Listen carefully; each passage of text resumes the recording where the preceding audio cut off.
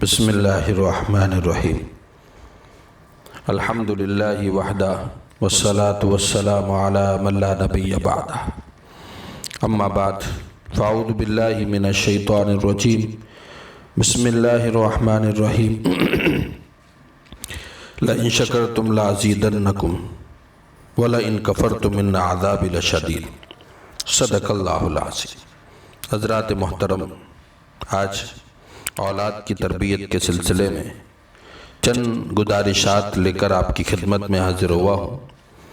اللہ کرے کہ ہمیں ان تمام باتوں پر سنجیدگی کے ساتھ سوچنے اور اس پر عمل کرنے کی توفیق عطا فرمائے۔ ایسے تو اللہ رب العزت کی بے شمار نعمتیں ہمارے اوپر برس رہی ہے۔ ان بے شمار نعمتوں میں ایک بڑی نعمت اولاد کی ہے۔ سننے میں یہ لفظ معمولی سا لگتا ہے، مگر اس لفظ اور نعمت کی قدر ان لوگوں سے معلوم کرے جو اس نعمت سے محروم ہیں۔ جس طرح باقی نعمتوں کے متعلق آخرت کے دن اللہ تعالیٰ سوال فرمائے گا، اسی طریقے سے اولاد کے متعلق بھی سوال ہوگا۔ حضرت عبداللہ بن عمر رضی اللہ تعالی عنہما فرماتے ہیں، رسول اللہ صلی اللہ علیہ وسلم نے فرمایا، آگاہ ہو جاؤ، تم میں سے ہر ایک نگہبان ہے اور ہر ایک سے اس کی رعایا کے بارے میں، ماتحتوں کے بارے میں سوال کیا جائے گا۔ امام امیر المومنین لوگوں پر نگہبان ہیں، اس سے اس کے ماتحتوں کے بارے میں سوال کیا جائے گا۔ مرد اپنے گھر والوں کا نگہبان ہے، اس سے اس کے ماتحتوں کے بارے میں سوال کیا جائے گا، اور اپنے شوہر، گھر والوں اور اس کے بچوں کی نگہبان ہے، ان سے اس کے بارے میں سوال کیا جائے گا۔ اور کسی شخص کا غلام اپنے سردار کے مال کا نگہبان ہے، اس سے اس کے بارے میں سوال کیا جائے گا۔ آگاہ ہو جاؤ، تم میں سے ہر ایک نگہبان ہے اور ہر ایک سے اس کی رعایا کے بارے میں باس پرس ہوگے۔ اگر والدین اپنی اولاد کی اس انداز سے تربیت کرتے ہیں، ان کو تربیت کے زیور سے آراستہ کرتے ہیں جو انہیں ایک صالح، نیک اور فرمانبردار اولاد بنا دیتی ہے، تو یہی اولاد زندگی کے ہر موڑ پر اپنے والدین کی آنکھوں کی ٹھنڈک، دل کا سرور ان کے لیے صدقہ جاریہ بنے گی۔ اور اگر والدین نے ان کی تربیت میں آزادی چھوڑ دی تو پھر یہ والدین ان کے لیے وبال جان ہوگی۔ والدین نے اگر اپنی اولاد کو صحیح اور غلط، ادب اور بے ادبی، جھوٹ اور سچ میں تمیز کرنا نہیں سکھایا تو یہ اولاد اپنے والدین کے لیے عذاب کا باعث بن سکتی ہے۔ ایسی اولاد سے بڑھاپے میں کوئی توقع نہیں رکھی جا سکتی۔ ایسی اولاد والدین کے لیے جہنم بن سکتی ہے۔ والدین کا حق ہے کہ وہ اپنی اولاد کو اسلامی اصولوں کے مطابق تربیت دے اور ان کو رسول اللہ صلی اللہ علیہ وسلم کے کردار سے، اخلاق سے باخبر کرے۔ وہ ان کو اس دور فتن میں اپنے ایمان کی حفاظت کرنا سکھائے۔ اپنے معاشرے کا معاملہ بدلا جا رہا ہے۔ آج چھوٹے سے چھوٹے بچے بے دل اور ان کے دل و دماغ منشیات اور فحشات سے بھرے ہوئے ہیں۔ اب اس کا ذمہ دار کون ہے؟ پہلے ذمہ دار تو اس کے والدین ہیں۔ آج کل والدین اپنے کاموں میں مصروف ہو کر اپنے بچوں کے متعلق بے خبر ہیں۔ آج والدین اپنی اولاد کو صرف یہ بولتے ہیں کہ آپ کو پڑھنا ہے، ڈاکٹر بننا ہے، انجینئر بننا ہے، پروفیسر بننا ہے، اور نہ جانے کیا کیا بنانے کے لیے تگ و دو کرتے ہیں۔ کیا آج کے اس دور میں کوئی ایسا ماں باپ ہے، کوئی ایسے والدین ہیں، کوئی ایسے سرپرست ہے جو بچے کو بولے، نہیں، ہمارے بچے آپ کو ڈاکٹر، انجینئر کے ساتھ ساتھ ایک با اخلاق، دیندار، سچ بولنے والا بھی بننا ہے۔ آپ کو اس دنیا کے ساتھ ساتھ آخرت میں بھی ہمارا ساتھ نبھانا ہے۔ آپ کو یہاں کے امتحانات میں کامیابی حاصل کرنے کے ساتھ ساتھ آخرت میں کامیاب ہونا ہے، جو سخت امتحان ہوگا۔ بہت کم ہی والدین ایسے ہیں جو اس طرح کا خیال رکھتے ہیں، مگر اکثریت ایسے والدین کی ہے جنہوں نے اپنے بچوں کا کردار، مستقبل خود تباہ و برباد کر دیا ہے۔ اب سوال پیدا ہوتا ہے کہ والدین کیسے اپنے بچوں کو اس دور میں ان کا کردار اور مستقبل سنوارنے کے لیے ابھار سکتے ہیں یا اس کی کوشش کر سکتے ہیں۔ بچے کو اگر بچپن ہی میں ایسی تعلیم و تربیت سے نوازے جو اسے ایک صالح اولاد بنا دے تو یہ سب سے زیادہ بہتر ہے۔ اس کی مثال ایک عمارت کی طرح ہے، اگر عمارت کی بنیاد کمزور ہو پھر اس پہ ہم کتنی ہی مضبوط خوبصورت عمارت کھڑی کر دے وہ ایک دن گرے گی۔ اسی طرح اگر والدین اپنی اولاد کی بنیاد میں کمی چھوڑ دے پھر اس کی تعلیم پہ لاکھوں روپیے خرچ کرے لیکن کمی رہنے کے سبب اس بچے پہ کوئی اثر نہیں ہوگا۔ جب ایک بچہ پیدا ہوتا ہے تو اللہ رب العزت نے اس کا رزق اس کی ماں کا دودھ رکھا ہے، مگر آج ہماری تہذیب یافتہ مائیں بدل رہی ہیں، وہ بچے کو اپنے دودھ کے بجائے پاؤڈر والا دودھ اس لیے پلا رہی ہے کہیں ان کی خوبصورتی میں کمی نہ آ جائے، جبکہ اللہ رب العزت کا ارشاد ہے کہ اے ماؤں تم اپنے اولادوں کو دودھ پلاؤ۔ کاش کہ آج کی ماں کا ذہن ان ماؤں جیسا ہوتا جنہوں نے اپنے بچوں کو محدث اسکالر بنایا ہے۔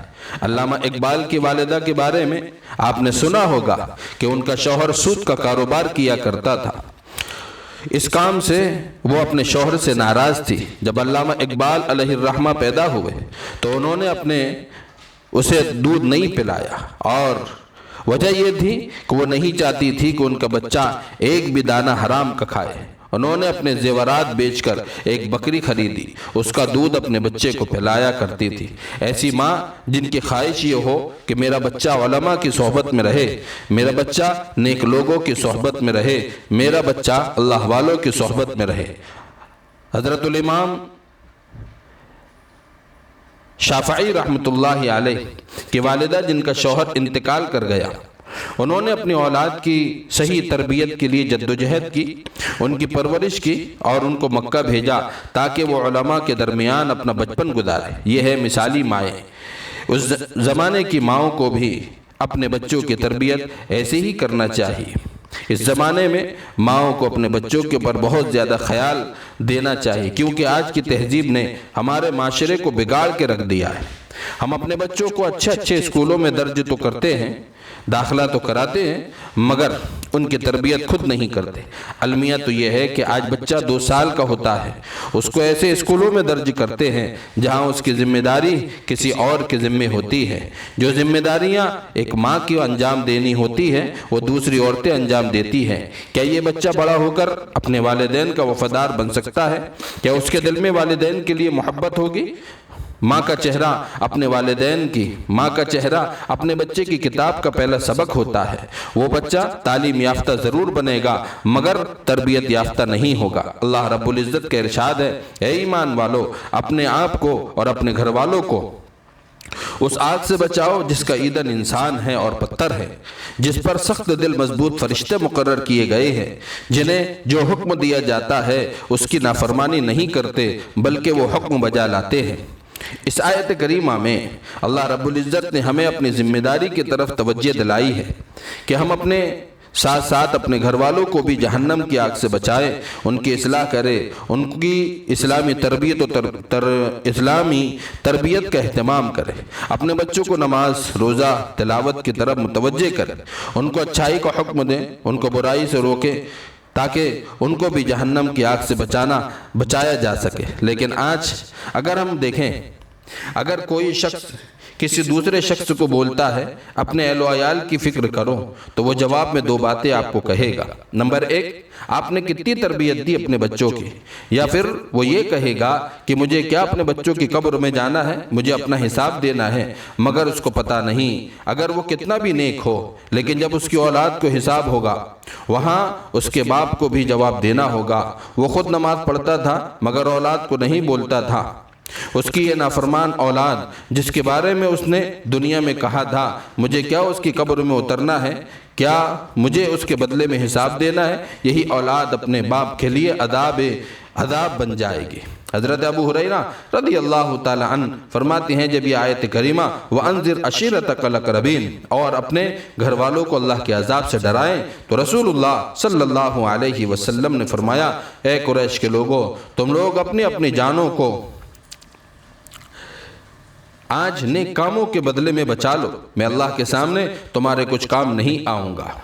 اے عبد مناف کے بیٹو، میں اللہ کے سامنے تمہارے کچھ کام نہیں آؤں گا۔ عباد بن عبد المطلب کے بیٹو، میں اللہ کے سامنے تمہارے کچھ کام نہیں آؤں گا۔ صفیہ میری پھوپھی، اللہ کے سامنے تمہارے کچھ کام نہیں آؤں گا۔ فاطمہ بیٹی، تو چاہے میرا مال مانگ لے لیکن اللہ کے سامنے تیرے کچھ کام نہیں آؤں گا۔ آپ اللہ کے رسول تھے، پھر بھی آپ نے اپنی اولاد کو آگ سے بچنے کی تلقین کی۔ ایک والدین اپنی اولاد کی تربیت میں بہترین کردار ادا کر سکتے ہیں۔ رسول اللہ صلی اللہ علیہ وسلم نے فرمایا ہر بچہ فطرت اسلام پر پیدا ہوتا ہے، پھر اس کے والدین اسے یہودی، عیسائی یا مجوسی بنا دیتے ہیں۔ ایک بچہ قوم کا مستقبل ہے، اگر یہ بگڑ گیا تو کل اس قوم کا مستقبل بھی بگڑ سکتا ہے۔ اپنے اولاد کی حفاظت کریں، ان کو دنیاوی فتنوں اور آخرت میں جہنم کی آگ سے بچائیں، خود کو مثالی والدین ثابت کریں۔ اگر ہمارا بچہ دن بدن نماز چھوڑتا ہے تو ہم کہتے ہیں ابھی بچہ ہے، سیکھے گا خود ہی، بڑا ہو کر خود کرنے لگ جائے گا۔ لیکن جب ہمارا بچہ کسی امتحان میں اچھے نمبرات سے کامیاب نہیں ہوتا تو ہم اس وقت کہتے ہیں کتنا بڑا ہو گیا ہے، پھر بھی سب کے پیچھے رہ گیا۔ جب یہ بچہ نماز چھوڑنے کا وقت تھا تو اس وقت وہ چھوٹا تھا، اب جب کم نمبرات آئے تو یہ کیسے بڑا ہو گیا؟